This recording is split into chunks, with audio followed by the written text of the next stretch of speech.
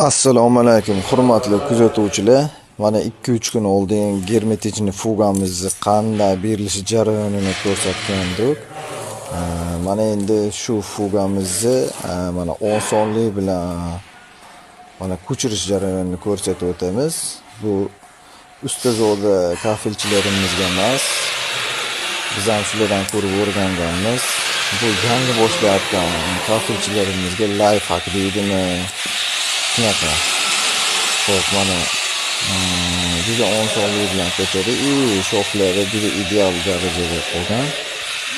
Bu faqat glyansiy esinadan chiqarmaslikni maslahat beramiz. Faqat glyansiy keramogranitlarga skotchsiz ursa bo'ladi. Bemalol skotchsiz germetika qilsa bo'ladi. Mana ko'chirish jarayoni ham ishingizda ancha unumdorlik bo'ladi. Vaqtingizni tejasizlar. Mana devorlarimiz ham hop mana osonlik bilan, juda osonlik bilan ko'chadi.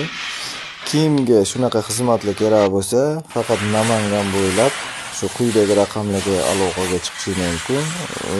Layklarni bang'illatishini so'rab qolamiz. Hammaga rahmat.